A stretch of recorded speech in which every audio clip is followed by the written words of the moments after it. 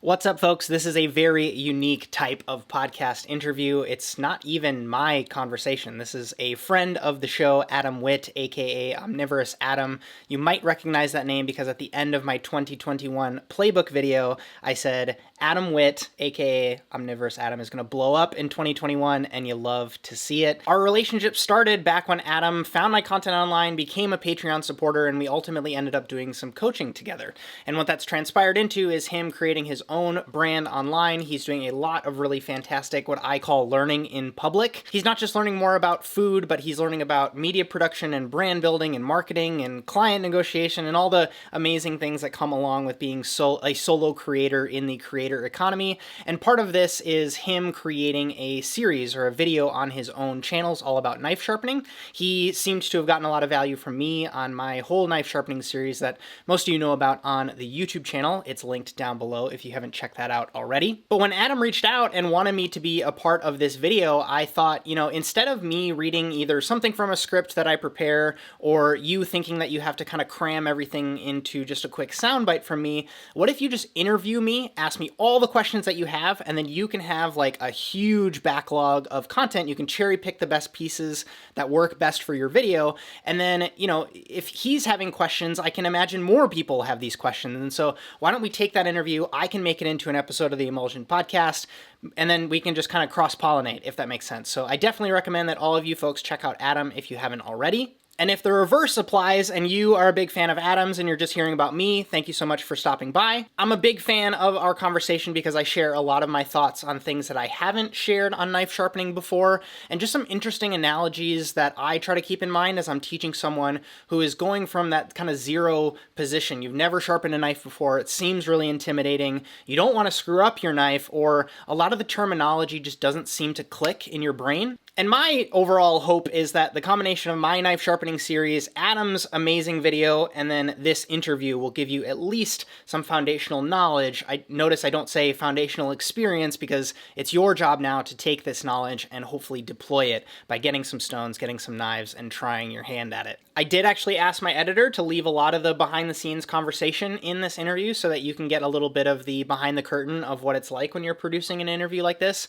And so, yeah, hopefully that makes it all the more real and, raw, and you can just kind of get a sense of how I approach producing content as well. So with that, I hope you folks enjoy this, and I'll throw it over to Adam. Honestly, like everything else in my life, hobby-wise, is just like put on hold.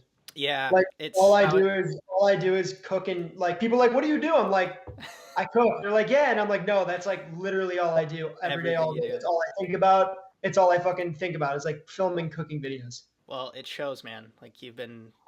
I put it at the end of my. I put it at the end of my 2021 playbook article. I said Adam Witt is gonna blow up, and you love to see it. And it's like I just wanted to put it there as like placeholder thing because it's awesome, bro. Dude, I'm proud of it, man. Like it's awesome to see, and like congratulations for all the success.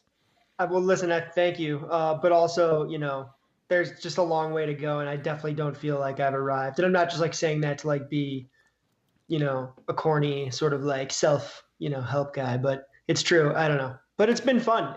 I wouldn't do it if it wasn't fun. I mean, it can be stressful, which I'm super stoked you're here to help with this. And because as I told you before, I was like super kind of like, I was letting this get to me, and I was like overthinking everything, and I'm trying to like make, cut from concept to what I want to share with people. It was all sort of this like big culmination of things. So I'm glad we found a way that we can sort of both get like a benefit out of it and also just have a cool conversation about knives. Well, the thing I'm impressed with by you, and the thing that I wish that I did more, is like you're learning in public with like all the stuff you're doing, right? Like not just the content production, but it's like your journey to get better at cooking is like you approach it or you present it in this way that's like, I'm learning how to do this. And I think it's also the way that you're approaching this knife video. So yeah, like what questions do you have for me? How can I help? Like I'm happy to give like a quick intro on like my whole philosophy behind knives and sharpening too, because I'm in the same camp, like I interview like people who make the most expensive handmade custom knives in the world on my podcast. And then it's also like I've spoken to people who sharpen knives for a living. I'm very much in the camp of like I approach it as a utilitarian. I just needed my knives sharp to work in restaurants. You know, like I don't have any desire to like be the best commenter on the forums of like, or I have the most expensive knife collection. Like that's not me. But I also am opinionated about the fact that like I think you should enjoy using the tools that you use every day. Every single time you're in the kitchen. Yeah. So Yeah, it's like, exactly. it doesn't make sense not to. Let's see. Dude, we might butt heads on this one. Ooh, uh-oh.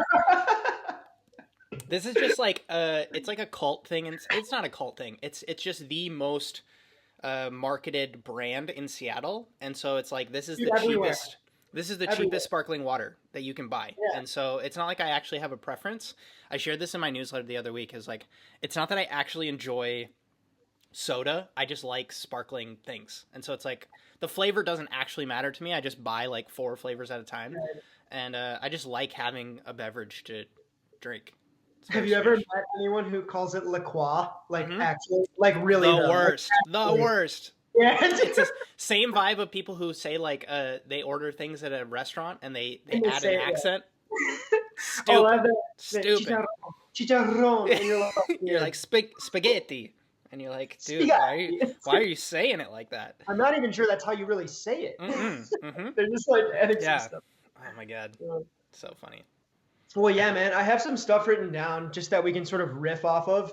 So the idea here is that I broke it down. Let me pull up my Knives 101. Okay. So I broke it down into different sections. So I first start the video by talking about the anatomy of a knife, what it is, common materials. I go into a bit about carbon versus stainless steel. Then I go into a bit about like the bevel, why it matters, ratio versus angle, that type of thing.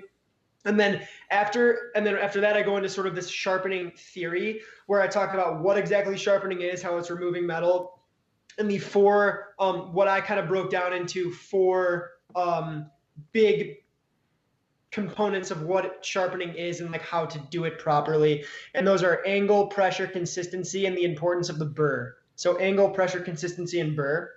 And I think I mentioned a little bit of this too, but maybe what we can do is just kind of like have a general like conversation where we just sort of like go, kind of spitball about different topics, and then I can edit in whatever I need to the final piece. And you can do the same on your end if you want to keep this part of the conversation in or not, whatever. No, I kind of like it. Like this is like content creator behind the scene. Yeah, man. It's cool. It's cool. So yeah, wherever you want to start, like I'm happy to chat through any of it. And you know me, I can just riff on stuff. So yeah, man, cool. Right on. Okay, so let's begin with talking a little bit about carbon versus stainless steel knives. In my research, I've kind of in the video that I'm making, again, it's beginner centric. So I'm trying to take all of this information that I've read about and that I've just picked up from you and other people and sort of condense it down into what I think is important for a beginner to understand to start getting a grip on the whole universe of knives. So in my research, I found that carbon, and correct me if I'm wrong or jump in whenever you want to, but I found that stainless steel is generally, now there's a lot of different kinds of stainless and carbon, but stainless steel is generally softer than carbon, which means that sure, it's a little easier to sharpen, but it might not hold its edges long. And because of that, you probably don't want to sharpen it too razor thin on like a 90-10, getting ahead of myself here, but you know what I mean. And then carbon, on the other hand, a lot of professional cook chefs and just knife nerds in general really think it's cool because you can sharpen it razor thin and it's going to hold that edge longer than a stainless might, sharpened at the same bevel ratio. So yeah, the way I think about both of them, if you had to put them both in like 2 columns and then do like pros and cons of each, like it doesn't get presented all that frequently. So I will sometimes think about it working backwards from the sense of, insert anybody who was making knives 300 years ago, right? And carbon as a metal to use to make blades, say that was your only option, right? There's a bunch of problems that come with a carbon steel knife from the sense of, like you said, it's incredibly hard, which works in getting a bevel ratio that can get, like you said, razor thin, which gets felt as sharpness when you're cutting through things. The error with the problems, I suppose, that arise from that is it's very hard, is also brittle. And so if you're, someone in Japan who used to make, your family used to make swords, and you just needed a sword that would be able to, kill somebody, if it has like those little chips in it in the entire length of the sword blade, it still can do its job from that sense, right? But when you're talking about a blade that's a petty knife, maybe 150 millimeters long, any of those little chips as you're going through a bunch of chives, like, you're going to feel that, and that results in a really, and it also decreases the likelihood that that knife is going to stay nice in the long run, because once you get that little chip, like, you don't have that much steel to work with to kind of like smooth that out. And so the kind of like jump into people wanting to create more kitchen knife friendly metal alloys really came into the forefront, I would say, to probably acknowledge a bunch of these other problems. But as you said, there's trade-offs, right? So because you don't have the hardness, you can't get as thin of a bevel, as thin of an edge on your knife, because you can get there, but it's not going to hold, because it's that softness that comes with things like stain resistance, or, like you said, ease of sharpening, and that's why I'm saying there's trade-offs to both. But then I constantly come back to this idea of, like, what is it for? Like, people can brag about, like, they have the sharpest knife on that, they bought the knife that can get the finest edge in the world. But then it's like, there's a lot of people who buy those knives and they just sit in their drawer. It's like, or they just hang up and they never sharpen them. So exactly. It's like, why? Yeah. And so my question was always like, what is, like, do an analysis of, like, how much do you end up using your knife? What do you use it for? From the sense of, like, I do a lot of fish butchery. I cut a lot of alliums, right? Like, I tell the story of, I had a roommate who did his internship at Momofuku, and he had to cut, like, something ridiculous, like 18 bunches of scallions a day for his job. And so he needed a knife that would hold up to that. And he had his, like, stainless steel something, and it just wouldn't, it just couldn't hold up to just, but what he liked about it was that it was soft enough so that he could hone it every, like, 4 bunches of chives, and the edge would come right back, which is a different, beast entirely with carbon steel knives. And so the trade-offs that you get just need to be acknowledged. I don't think that it's a situation of, like, one is going to be better than the other, and it's like a debate thing that people say no, and then they slam their fist down and they say this is the best one, period, as if that there's this blanket statement that covers everybody and everything. And I just think it's silly. Like, look at them both as beneficial levers that you can pull to decide, like, oh, for my butchery knife, for how I cut, or for specific tasks, this is the one that I'm going to choose because XYZ. So would you, is it safe to say, and this is kind of doing exactly what you hate and putting a blanket term on something, Sure. but is it safe to say, for something tangible to take away for a beginner, for somebody first buying their first knife? I know you love the Misono UX10, I do too, but less about Misono, more about, do you think stainless steel is a good route for a beginner to cook? Yeah, 1,000%. I actually recommend that people, like, I harp on the Victorinox Fibrox Pro as an amazing starting knife for people, because it's a $30 to $40 knife. The steel is hard enough where you can reasonably feel like you can get an edge on it. Like, you can get it sharp enough where you can feel like, oh yeah, this is what a sharp knife feels like. But it's soft enough. The steel is soft enough where you actually feel like you can do some of the things that we're going to talk about, I'm sure, later in this conversation, like kick up a burr. It's reasonably wide of a knife, so you can reasonably, like, experiment with doing different blade bevel ratios on it as well. And so I don't actually recommend that people get, like, their first knife being this incredibly hard and brittle, carbon steel knife that, may or may not be expensive or not, depending on if you go, like, blue steel, white steel, whatever you decide to go with. Yes, that might feel nice to say that you bought this whole thing, but it's almost like this, I play tennis a lot. I think you and I have had conversations about this, and there's this sense in tennis, it's racket head size, and they do it based on square inches. And so most people start with, like, a head size that's like 100 inches plus, like 110 inches, because you have so much bounce potential and the sweet spot is so big on a tennis racket that size that you can just focus on getting your strokes down. And then Roger Federer at the height of his whole, playing career, he was playing with a 93-inch racket or a 90-inch racket, which in the tennis world is just like insane. Like that's so small and your margin for error is so small. And I just think of it like people buying their first carbon steel knife is like people buying Federer's racket on their first day on the court. It's like, sure, you have you have an amazing tool, but it's like if you have no idea how to use it or take care of it, it's kind of it's a bit of a waste, like, and you're not giving yourself the potential to learn.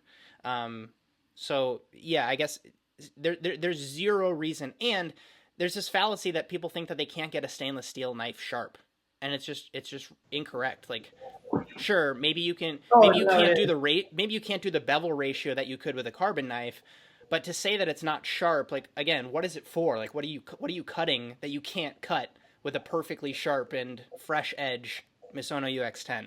Whatever that is, you're talking about like bones or something, which you shouldn't even be carving with like a gyuto or a chef's knife. Or it's like I can't do 20 horizontal tomato slices in a row for Instagram. It's like, why are you buying a knife again? Like, remind me. I'm gonna jump in and say that you totally can. I did it yesterday with my Misono. Boom. So boom, it's done. There's your answer. Hey, really quick. So I'm looking at the camera right now, and I have a big picture of your crispy, beautiful camera and a little one up top of me. Are you looking at me? Am I the main chunk of your screen right now? Ish. Do you want me to look more at the lens? No. I was going to ask if you could highlight yourself more, but if we're both equal, that's fine too. So you're going to get two separate files. One is going to be just me. One is going to be just you, and you can play around with it however it works. That's highlight like you. Because yeah. My face the whole video. You know totally, what I mean? Totally. Like, yeah. All right, cool. Yep. Right on, dude. Okay. So we briefly touched a little bit about bevel on there. And when I was doing research and stuff, and after, reviewing and watching your videos, it was cool to go back to, because I remember watching those when I was first learning about knives, and now it's like 2 years later, 3 years later, whatever, and like I'm doing the same thing. So I was just like, trying to conglomerate all this information again. And I really wanted to stay away from talking about any specific angle numbers in my video, because I think that it's intimidating. It can get really confusing. I don't feel comfortable talking about it on like a crazy nerdy level like that. So I'm just curious, what I recommended in my video is that when talking about bevel, we talk more about ratio than angle. I want to ask you maybe like just to clarify for me sort of like what the relationship between angle and bevel might be. But I also don't know if I should just like stay away from that. We can just talk about it, I guess. But the importance of bevel and sort of, between a beefier 50-50, a mid-grade 70-30, and then, of course, your 90-10s. And I was also going to ask if you have a 90-10 that you can show the camera, because I don't have one. Just reaches right within. You don't even have to. Yeah. Okay, so to not. I know that some of us chefs didn't do the best in math class, but I'm going to do a bit of a geometry kind of like visual, because it helps, and maybe you decide to throw something up on the screen, whether or not you do, it doesn't really matter. The bevel is side of the knife is kind of like your starting place, and you can see on this one very drastically where that bevel starts. It's that place where the shading changes. Sorry for everybody that's audio only, for the emulsion listeners. Then there's also the place where the knife is going to touch the board. That's like the edge.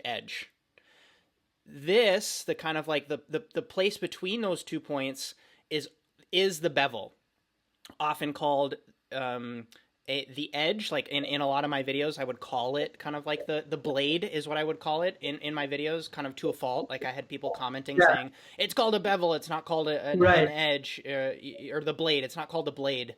Because I would say the blade side and the non-blade side often, just because that helped me think about it a little bit better.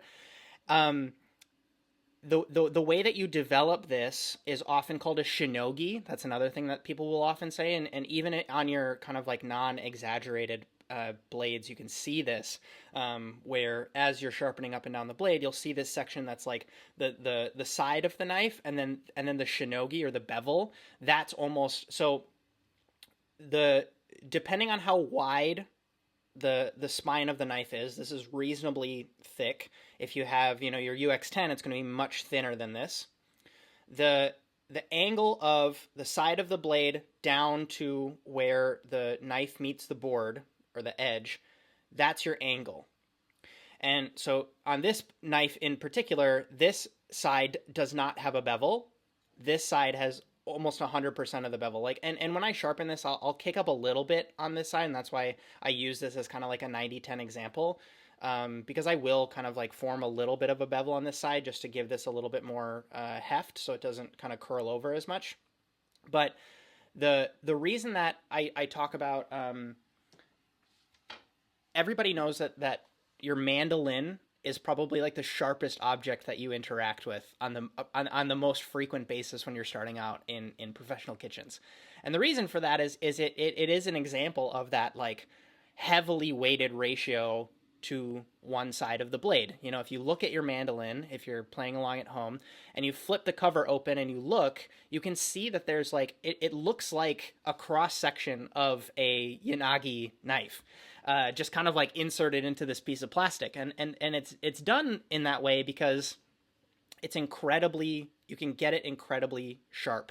If you ever look at like razors, like, for the gentlemen out there who shave their face with like a single blade razor, those are also structured in that way because you can get the sharpest edge on a ratio that is more leaning towards keeping the bevel on one side of the blade. The reason that now, there's certain people who, they're browsing Korin or they're on JapaneseKnifeImports.com, and you might see that there's a bevel ratio, or sometimes it's called a blade ratio on certain knives where it goes away from that 50-50 edge. That 50-50 bevel ratio was popularized with like old school French and German knives, like those very European centric knives that were super thick, super beefy, and they were made that way because when you have equal support on either side, it's thicker, it's much less likely that it's going to curve one way or another, and that edge just holds up naturally longer over time. Now, there's certain people who look at that 50-50 edge and they look at the 90-10, and again, this is back to those trade-offs, right? Like back to the trade-offs on each one. And certain people say, well, I want the sharpness of the single bevel or the asymmetric bevel, the 90-10, but I want the the long-lasting edge capacity of, a more 50-50 edge. And so that's when you started to see people, and I'm going to bring my prop back, where they would say, what if I actually brought up a little bit more of an edge on my non-bevel side, and I actually made a bevel on this side?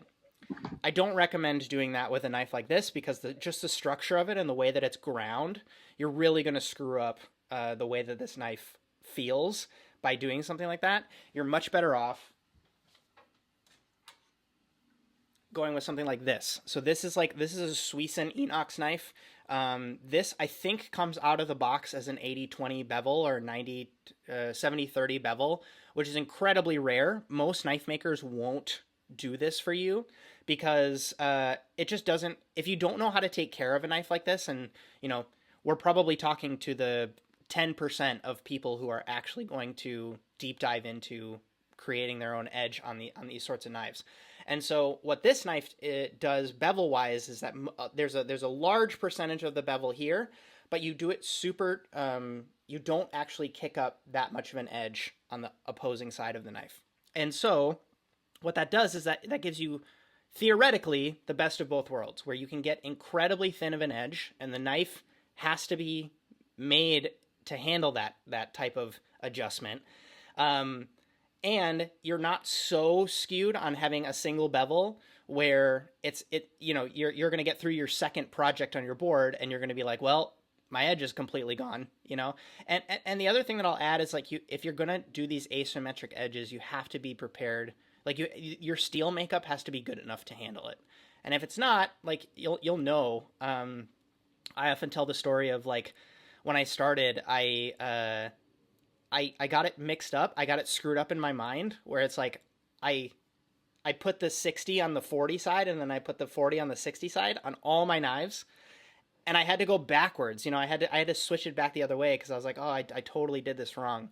Um, and so I hope that's like a decent primer as far as bevels go. And that's why I talk about like that visual of draw the line from the side of the knife down, and then that's your starting point where you start to see that shinogi go, and then wherever that and this is so microscopically small that most of us don't actually visualize this. And so talking about angles, like that's the angle by which you need to press it on the stone and then go with it.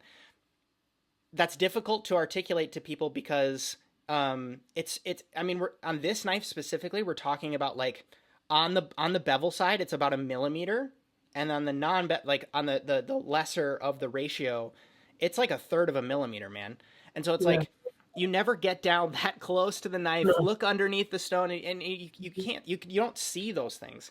And so that's why I suggest people to do my trick with the pennies, where you put a couple of coins, whatever currency you're using. I know you have a global audience, so you use that as a base, and that flicks your knife up. Usually at and this is like heavily debated, and it changes every single knife. People say that you'll start with like a 15-degree angle, and if you kind of like again think geometry, 15 degrees is pretty shallow. 90 degrees is obviously like straight up, right? And then you do your 45-degree angle. That's a little bit too harsh. Most people generally say that there's between 15 and 25 degrees is about where you want to be for sharpening angles. And again, this is incredibly contextual. Don't make it like, I would say blanket statements are tricky to make because you might have a super thick boy. If you're sharpening a deba, that almost feels like on the bevel side, it feels like a 45-degree angle. Like it's so thick, like you're so up on the edge. Yeah, One and then giant. yeah, and then if you're talking about like if you're talking about this guy, when I'm on the non-bevel side, like I'm near flat against the stone. Like I'm near flat, like not to a point where I'm scratching the side of the knife, but it's like I'm pretty flat, so that's less than 15 degrees in theory. And so it's like how do you tell someone a proper angle that you need to use every single time when it changes every single knife blade, which is part of the challenge and part of the reason why I'm so glad that like reason I wanted to put out educational content, reasons I'm happy you're putting out educational stuff, because you don't want the click a button and do it. You want to actually develop knowledge. You know what I mean? You need to like get a whole idea of all these concepts and put them together over. But that does take time. And the reason I wanted to make this video is to give, again, I feel like I'm repeating myself, people a starting place. And it's hard because I feel like to get your start, I kind of want to share these easy to conceptualize blanket sort of ideas behind what the techniques that I'm sharing to make it more digestible for the beginner. You know what I mean? Totally. But I know through this conversation, talking with you through my own research, that it goes a lot deeper than that. And I continuously mention that throughout the video. I hope my knife nerds out there will spare me a little bit, but also I don't give a shit. So can I swear? Can I swear? Can I Yeah, swear? 1,000%. So, yeah, 100%. So come at me. But I think overall that this video it's been coming together. I mean, I was just sitting down and editing it a bit before hopping on this call with you and trying to put together what I want to talk about. And I don't know what that's going to be yet. So I'm glad we're just kind of hitting everything because I want to weave you in somewhere where it makes sense. Yeah, I want to give you as much footage as possible. The last thing that I'll add on angles really quickly is that I don't know if you've come across those like machines that set the angle for you in your research. There's ones that No, you clip your knife into this machine. It's like a mechanical arm, and based on how you set the arm, that sets your angle for that specific side of the knife. I And feel like I've seen that. Those they attach to your counter. exactly, They're exactly. so weird. They're Yeah, so bizarre. and what's weird is it's not completely horizontal. A lot of these do like vertical, passes on a stone or whatever mechanism they use. Right. And what it can do is it can be if you have a UX10, a 240 millimeter Misono UX10, and you take it out of the box, and the person at the store tells you this is the angle that you need to set on this machine with this grit, and this is the pressure and whatever. Like, it's very, very, like, it's an algorithm, right? Like, they're giving you the rules of the algorithm. You can put that knife into that machine, and you can bust out the same exact angle every single time you use that machine. Now, if that works for you and that's what you want to do, it's going to be an amazing tool for you. The issue that I have with it is that the second that tool gets removed, or you get called to do a guest chef dinner in Houston or Atlanta or San Francisco, and you don't have your fancy thing, and your knife, gets completely beat to shit, and you can't seem to use a stone, you have no conceptual knowledge of how the angle of that knife works. And so it almost feels like, call it like Tesla autopilot, or call it, like too much simulation driving, or too much, someone driving it for you. And I don't feel like you actually learn. It's incredibly effective. Like, it's consistent every single time. Yeah. It's the same reason why you want to learn probably to knead by hand before you start using the stand mixer. Exactly. You want to feel for what you're doing, so that when you use that stand mixer, that efficient tool that is so amazing that I use all the time, you know what you're looking for. You know how it feels without touching it. Yep. So, and if you don't know how to calibrate your edge on machines like that, it can really be harmful. And the last thing I'll add, because I know we want to move on, is that you'll often see those clip-on angle adjusters for knives sometimes. That can work great. The issue that I have with it is sometimes it can beat up your stone if you're not used to figuring out where the angle happens to be, and you push that angle finder thing into your stone, you'll dig up like a scratch in your stone, and that's pretty harmful, number one. So that's why I like the pennies, because you set your angle, you figure out where the muscle memory is, you take the pennies off the stone, and then that's where you keep your finger going back and forth. I'm glad you said muscle memory. That leads me to my other section of the 4 important sharpening concepts, which is consistency. So consistency, like the way I described it, was you have to worry about your angle, you have to worry about your pressure, which we will talk about, and then we have to worry about consistency in the burr. So consistency is talking about the consistency that you have within that angle and that pressure, right? So it's kind of like it talks about everything, because the more consistent you are with your movements, with your angle and with your pressure, the more sharp your knife's going to be over time, which is tough because you don't have that muscle memory at first, but with practice, you'll develop it. That's sort of like what I think of as consistency, and I think it's worth it. It kind of, there's a level of consistency that you need in every section of what we're talking about. I think the other point that doesn't get talked about enough is the idea of consistently wearing your stone down. So I worked with a guy at a butcher shop for a while when I was living in California, and he would sharpen knives 1 day a week at the butcher shop for customers. And he had this incredible knowledge of angles and working with different knives, and he was like an old school sabatier collector. Like, he just loved these old school French, knives that were, anyways.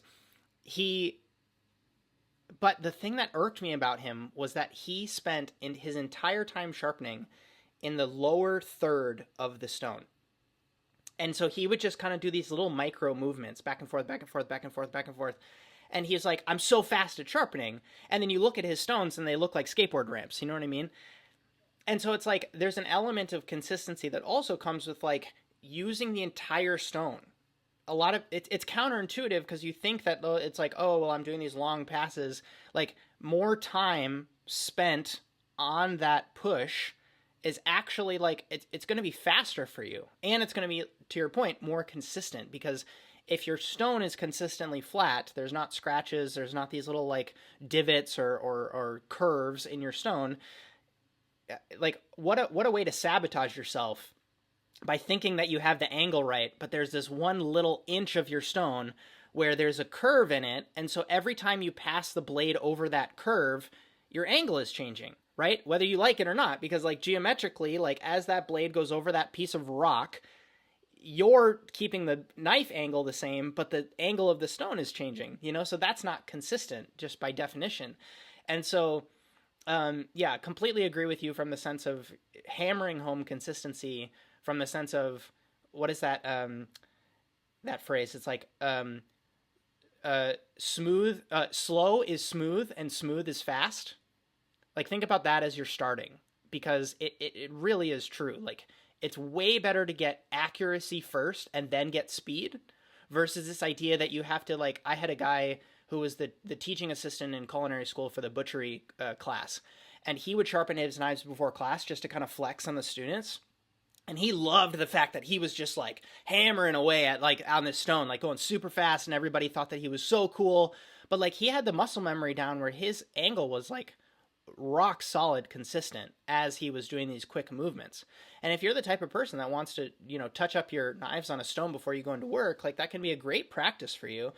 But don't do it if you don't. It's the same with working out, man. Like, you see those people who just, like, they do their bicep curls, but they're like, you know, like doing their back thing. Yeah, they're like they're heaving it up, and it's just like your form is horrible, and you're going to cause harm down the line.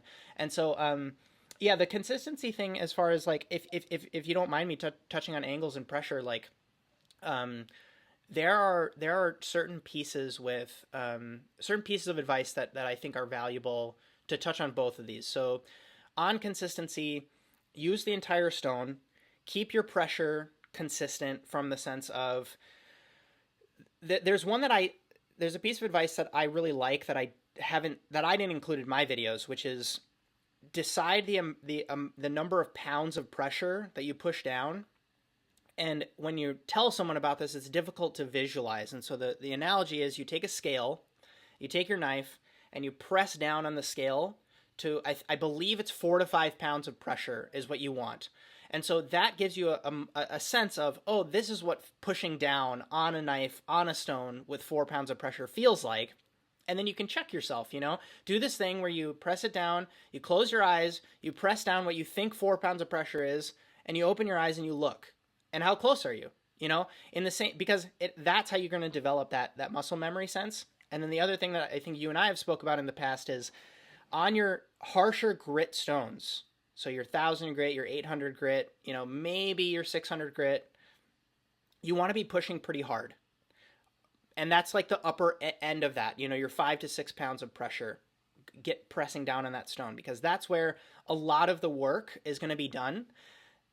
The caveat to that is, if you're doing a diamond stone, a 300 grit, you know, like a really coarse stone, it can be counterproductive to go that hard with that coarse of a grit, because you're actually taking off a ton of steel. The 1,000 grit range, plus or minus, is a really good place to spend a lot of your time, because it's enough grit where it's actually going to reshape the edge and give you a nice bevel, but it's not so, so it's coarse enough where it's actually going to be doing something, but it's not so your edge isn't shaped yet, so you don't actually need to go gentle and try to get a polish at that stage in the game. And so I thought, like, that's what's helpful for me in thinking about, like, consistency on pressure.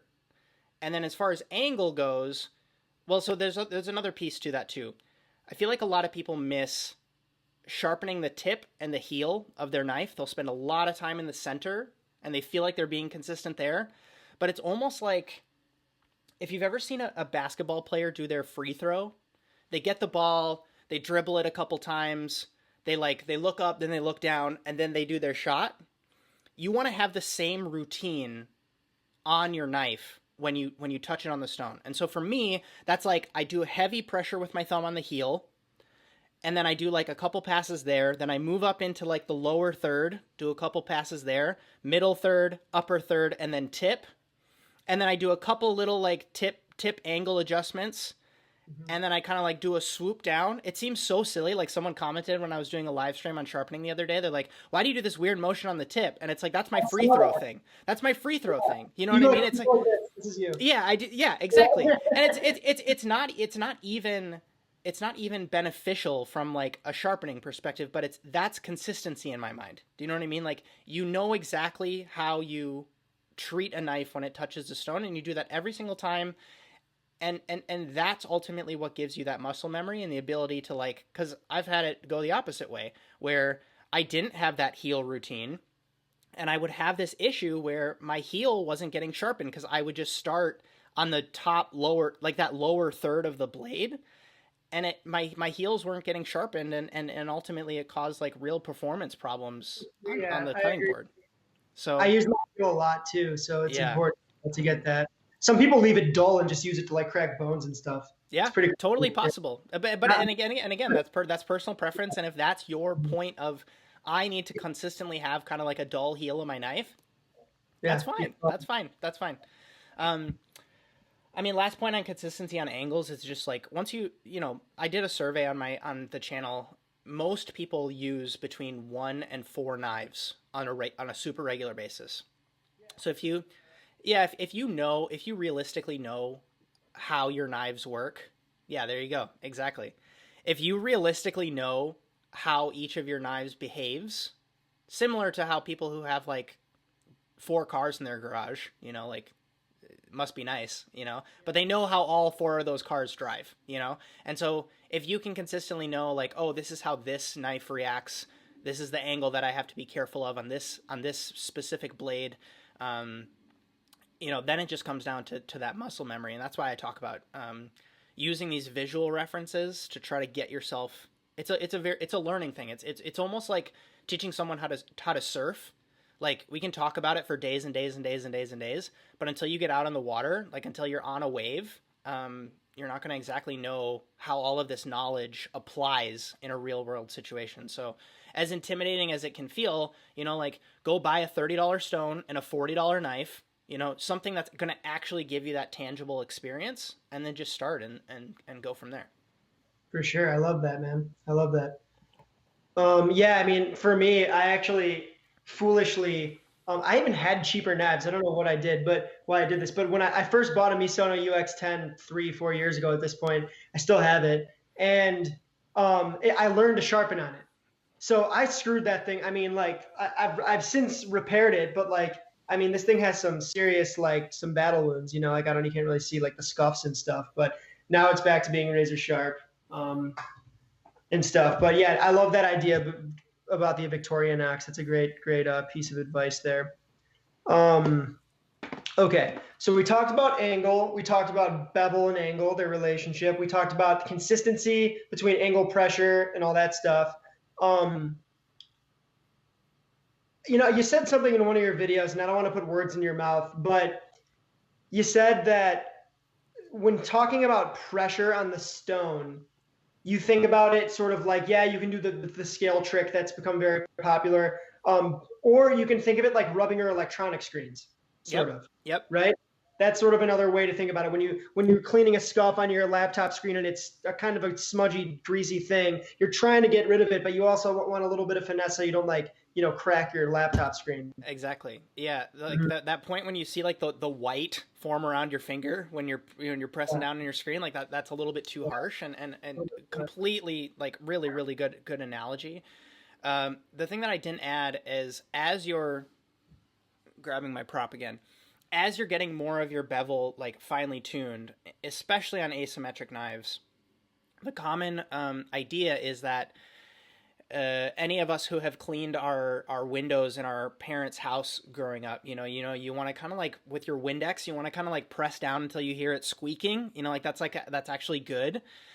It's not. It's the opposite when you're talking about knives as they get up into higher and higher grit stones, because if you think about it, when you start, it's this kind of like gnarly edge. There's a lot of burrs that need to get kicked up on either end, and I know we're going to talk about burrs, but it's like you want a little bit of like destruction kind of almost happening in the initial stages of sharpening a knife on a lower grit stone. And when I say lower grit, that's like coarser. So think like coarse sandpaper. And as you get up, it's like finer and finer grit sandpaper. Your edge is actually more developed now. And so as you get a finer and finer edge, if you're on a 6,000 grit stone, you have a really thin and freshly developed edge. If you press down on that too much, and again, talking about consistency, if you have a little curve in your stone and you're pressing down really hard and your knife, your fresh edge goes over that bump, it's going to cause some disruption. Like it's going to curl in one direction or another. It can cause damage. And it's not to make anybody scared that this is going to completely ruin your new $300 knife that you just bought. But keep in mind that as you're polishing, you don't have to push so hard as you're going up in grit. And that helps me a lot because it makes me acknowledge that on my 1,000 grit side, I'm going to spend maybe 60 to 70% of my sharpening time. And once all my knives, so I'll usually do like eight or 10 knives at a time. When I do them all, once they're all done with the 1,000 grit side, I maybe have like 25 minutes left of sharpening. Like it's really quick, like it's like 10 passes on a 3,000 or 6,000 grit stone if I'm going progressively higher. And my pressure is really light. I'm just think of it like polishing, like scrubbing and polishing. Like that's how I kind of think about it. Like if anybody's worked in a kitchen where you have to scrub the countertops and then you have to use the stainless steel cleaner and wipe it with a towel. When you're using a scrubby, like stainless steel wool, you're going hard, like you're trying to get all the food off there. You're trying to like whatever. As you're going into polishing, like that's pretty light. Like you're kind of a fool if you're like, you have a towel and you're pressing into the countertop and you're kind of going crazy. It's polishing, like think of it like polishing versus, sharpening, developing an edge, bevel, all of those sorts of things. So it's almost like my mindset changes a little bit as I'm going higher in grit, if that's helpful with pressure. Because again, it's not the same for every knife, for every grit of stone. It changes. So absolutes are hard to talk about. That's kind of the theme of the video, honestly, is trying to talk in strategic absolutes, but also telling you that they're not absolutes. Mm-hmm. You know exactly. what I mean? So that's the challenge with this video that I'm trying to do. So, all right, we talked about all this stuff here, blah, blah, blah. I do a section where I kind of compare European knives to Japanese knives, but yeah, I don't think we really need to go too in depth on that because I included a couple of things that like I know is pretty accurate, but I don't want to like get too into that. You know what I mean? So I don't think we've actually like fully kind of went in about burr right now, or about burr since we've started this video. But actually, I was doing research and I read somewhere like a line that really like resonated with me, and I'm gonna butcher it. It was something along the line of like, sharpening is really just the act of forming a burr on one side of the blade, flipping it over, and polishing it off with progressively finer stones. That's kind of like embodies what you have to do when you sharpen. Would you agree with that? Would you not agree with that? Well, so think about what makes a knife feel dull. What would motivate someone to feel? So what motivates you feeling like you need to sharpen your knives is, oh, my knives feel dull. Okay, so what does that mean? And I'll do some crude illustrations on some bright pink Post-its for everybody to kind of hopefully see what I'm talking about, and you can incorporate these if you want.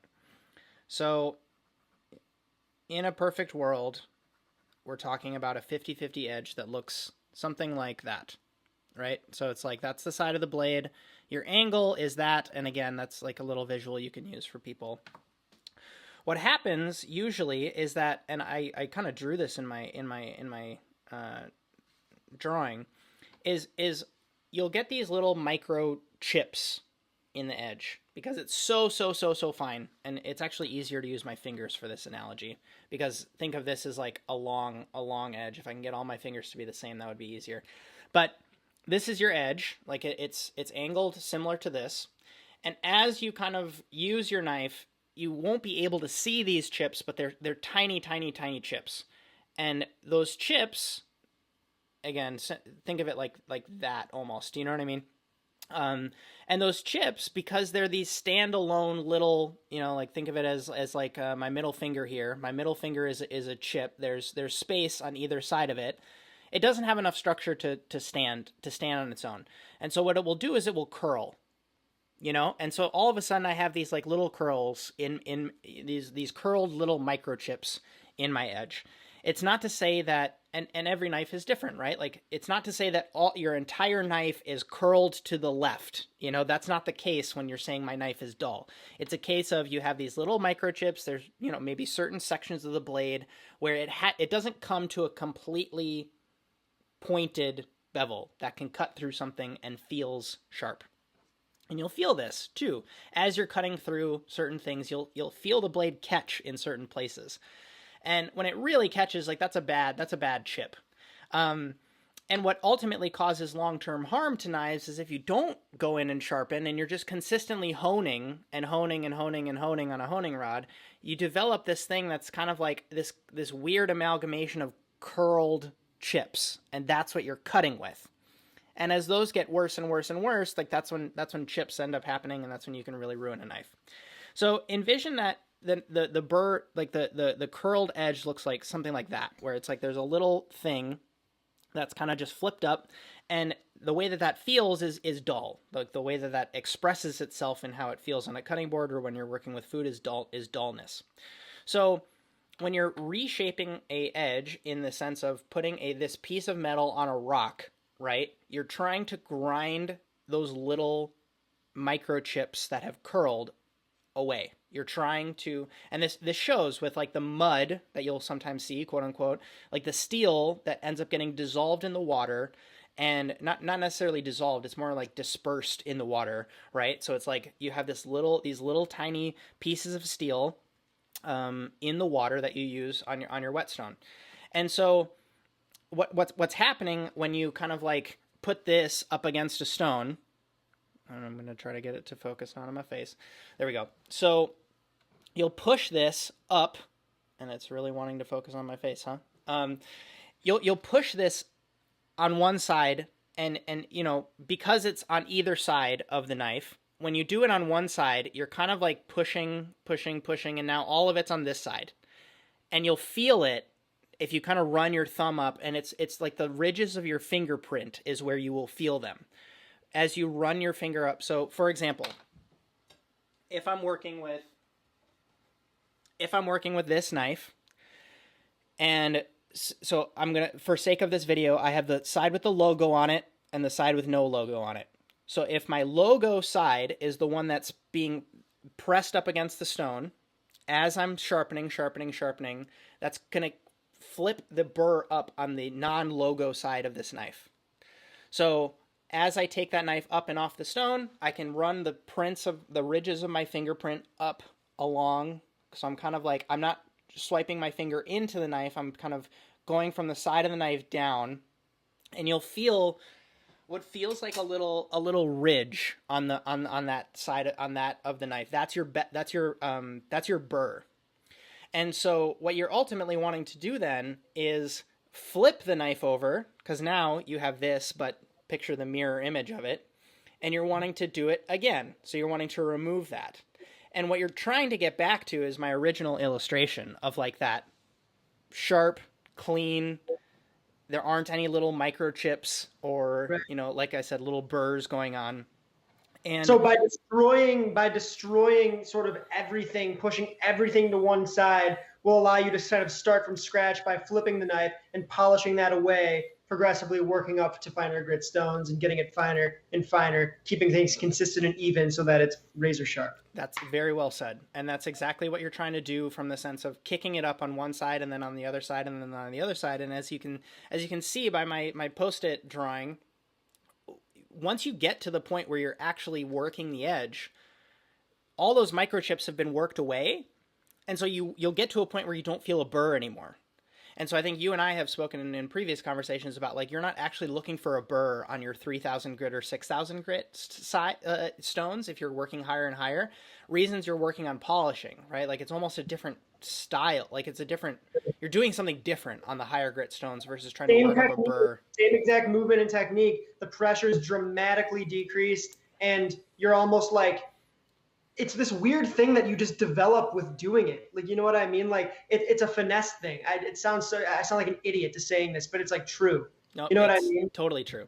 And the thing that I want people to also keep in mind is there's this common misconception that it's not even a misconception because it's technically true, is that, you can do 1,000 grit on a knife and it can feel sharp. I think you and I have spoken about this, Adam.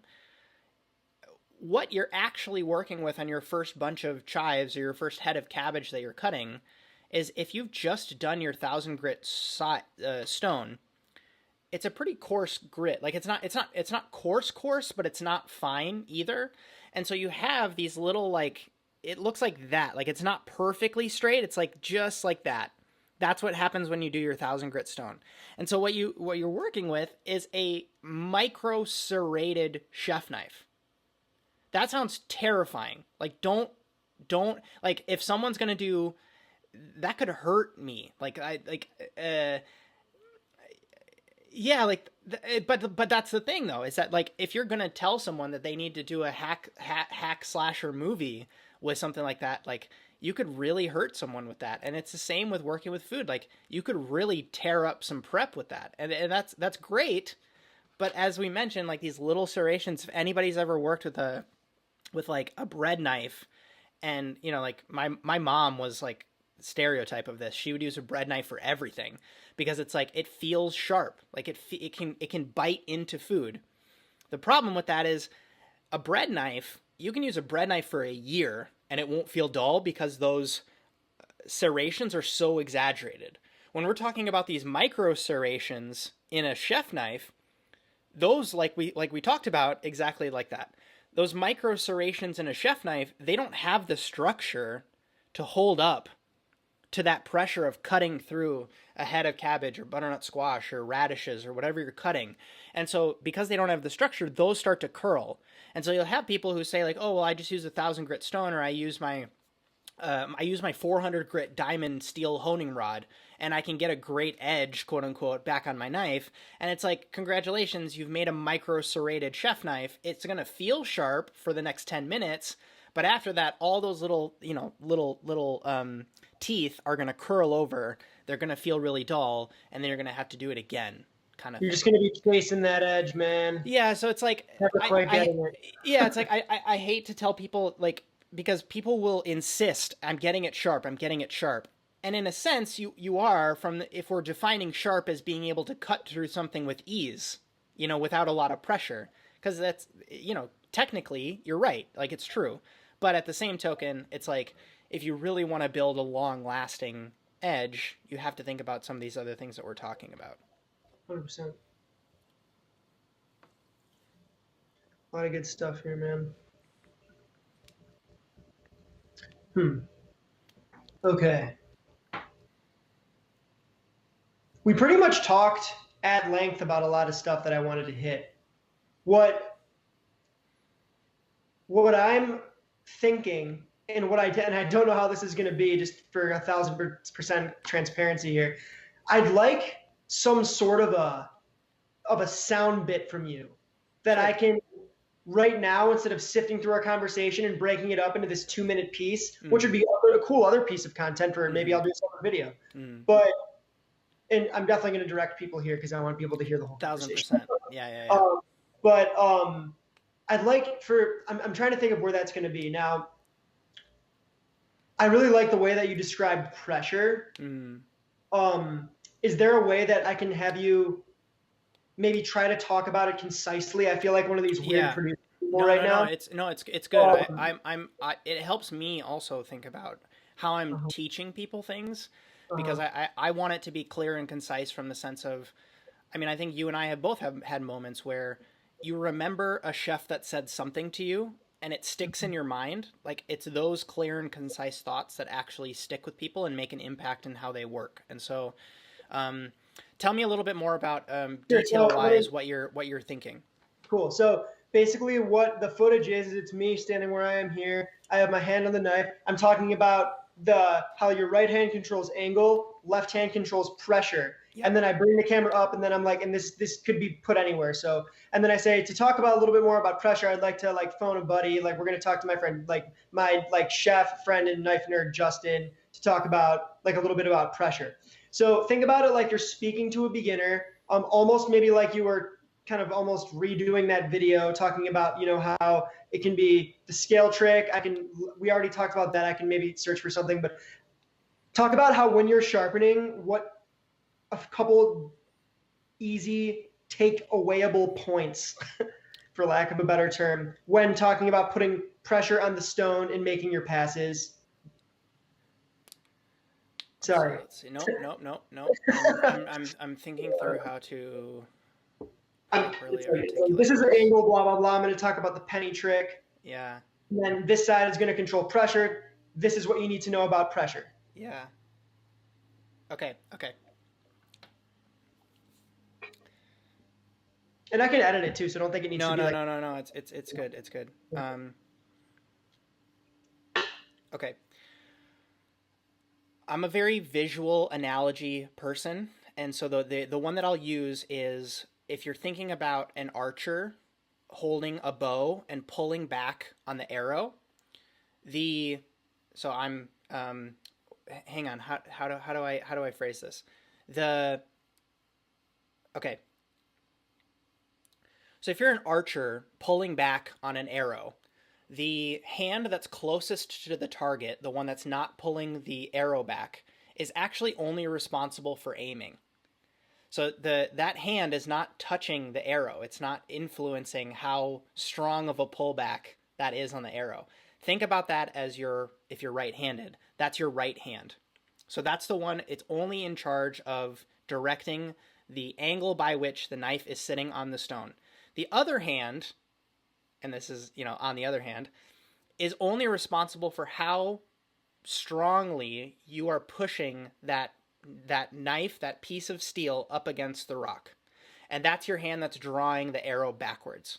So don't think, and we talk about it as the whole thing is archery in the same way that the whole thing is sharpening, but both hands are doing very different things to accomplish this goal. And as I'm thinking about this, a lot of people fall into the trap of using that right angle hand to influence the pressure. You actually need to use your other hand moving constantly. It's almost like that hand never moves from the center of where that stone is. The knife moves, your hand stays exactly where that is, and so the spacing between your angle hand and your pressure hand might grow and contract and grow and contract. But that's all in service of keeping that consistent pressure between the knife and the stone so that you're not getting these lopsided angles. All this work that you're going through to try to learn angles can quickly be undone by thinking that you can keep your pressure on the tip of the knife when you're actually working on the heel of the knife. If that's helpful. Dude, that was perfect. Cool, cool, cool. The other thing I'll add, and it's something you can maybe splice in, Sure. is thinking through a lot of people, and this funny example of my teaching assistant comes to mind when he was like going so quickly because from an outsider's perspective, it looks like that person is, doing pressure, like pressure going forward, pressure going backwards, pressure going forwards, pressure going backwards. But the tip that really stuck with me is you never want to cut into the stone. So all your pressure should be when you're moving the bevel away from the direction that you're moving the knife in. And this is hard to articulate in a sentence because whatever I say changes when you flip the knife over, right? And so the easiest analogy that I think through is don't cut into the stone. And so Dude, you said it best yourself in your video. Yeah. However, I said it in my video, like do it. Goes in the direction of the spine. Yep, correct, Yeah. exactly. So just quote me. Just put a meme of myself over my face talking right now. I just need a picture of your face to like pop up, and then it comes. There's a Justin says. Exactly. But yeah, that's exactly what I want people to take away from this is because there's nothing worse than getting halfway through a sharpening session and you still have a lot of work left to do and you make a divot in your stone and you have to stop and you have to get your stone fixer out, you have to polish it down. Like it's such a hindrance to your process, and it also can, in the worst case scenario, really fuck up your edge. If you come at it with the wrong angle and the wrong amount of pressure, you can really screw up your edge, which is just disappointing and it doesn't feel good. And so to mitigate that completely, like just pressure goes in the direction of the spine. It's exactly what you need. So Yeah, man.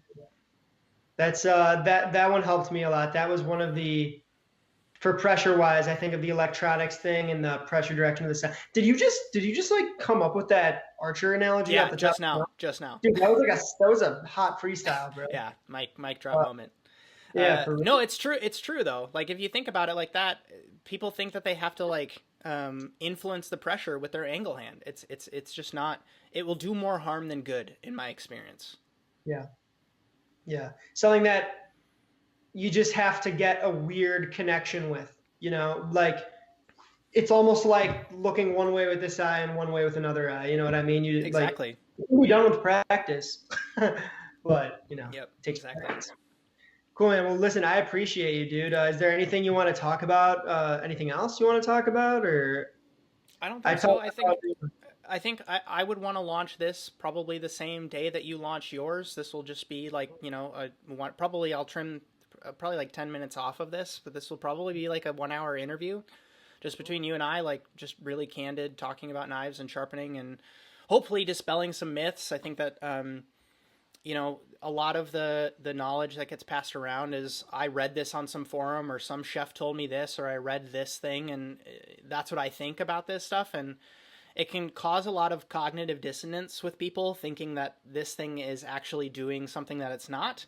And everything that I'm trying to put out into this world, and I like applaud you for doing the same, is the sense of like actually understand what's going on in a practical sense, so that you can take care of your tools, and like that's just what I hope people get out of it. Not from the sense of, you know, uh, I don't know. I'm sure you came up with a bunch of myths and misconceptions online, and the knife makers that I talk to are frustrated by them too, and it causes people to feel like they're not happy with their tools, or that they aren't good enough as a chef because their knives aren't sharp.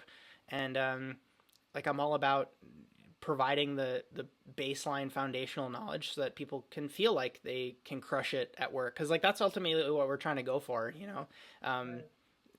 Not to slander the people who are the knife collectors out there, but there's a lot of people who will make you feel lesser than because you don't have the right steel, or your knife isn't getting quite as sharp as mine is. And it's like, in my experience, like those aren't the people that are fun to work with in the Well, kitchen I feel like you're anyways. missing the point too. It's like, can Exactly. you know what you're doing? Like, you Mm-hmm. know what I mean? Mm-hmm. Like, Mm-hmm. but yeah, and there's a lot of different ways to get from A to B, but as long as you have this underlying information understood, absorbed, and you can talk critically and think critically about it, then you can make it work. Whether you position your stone horizontally or vertically, it can be done in so many different ways. Yep. And that's another big challenging part of like this whole thing, is that like it's like, no, that's not how you do it. It's like, actually, no, that's how you do it. I do it this way and we get the same result. So it's So almost like, I mean, even like thinking through the framework of how you've laid out your video, it's like the pressure and the angle and the burr are almost these like non-negotiables. Like on a yeah, specific knife with a specific bevel ratio, like there's not a ton of different ways to do it, and there's actually an optimal amount of pressure. None of us actually know what that is. Like you could do a bunch of A/B testing in a lab to figure out, like on a thousand grit stone, yeah, like on yeah. a thousand grit stone with this steel at this angle, like this is the exact number of pounds of pressure per side based on the amount of burr that's developed to use on this knife. Now, the consistency piece, that's what I'm based on how you're laying this out, from what I'm gathering, it's like your consistency. Like, what is your consistency? Again, that's like my free throw analogy. That's like your stone orientation. That's like how many passes you do. Because what I tell people all the time is like, we're just, a bunch of monkeys putting tools on rocks. Like that's what this is. At the end of the day, like it's really what it is. And so it's like there are only so many ways to kind of do that. And bless the people who are getting really nerdy and scientific about it to give us more information to do it better. But Oh at a yeah. certain extent, it's like you just need the thing to cut through stuff, like, so that's kind of where I'll leave it. Yeah, man. I think that's a good break point. Right on, dude. So Cool, yo, cool. listen, thank you for taking the time, my dude. Dude, For my real. pleasure. I'm going to send you these files right now. I'll upload Cool. them to Google Drive and share them with you right when we get off. Should we do like an introduction Oh, thing yeah, really yeah, yeah. Yeah. How do you quick? want that? What do you want? Uh You want just like a what's up, folks? My name's Justin. Sure. Yeah. Yeah. Okay, cool. That'd be cool. Yeah. Okay. Do you want Wait, me so, to well, like, do you have a line that you're gonna say before? so I said to do that, like we're gonna phone my buddy Justin in, and then I kind of described you as like my buddy, a chef, and like a knife nerd. And then, you know what? Unless you want to do it, it's not necessary. Okay. Okay. Yeah. Do you want to do it? No, I don't. I don't think so, man. Like it's like Okay. most of my answers just kind of like went straight into it.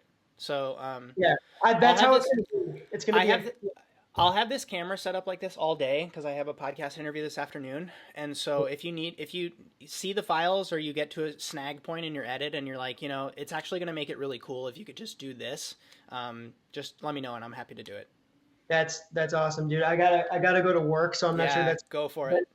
But cool, man. Thank you. Cool, dude. Yeah, of course. Thanks. Thank you. This is gonna be a fun episode to share. Yeah, I'm excited. And if you're willing, I'll shoot you the video when it's like edited. When I'll have it as unlisted, and you can check it out. And cool. And then I'll put that link in the description of the podcast that goes out, and then I'll go from there. Yeah.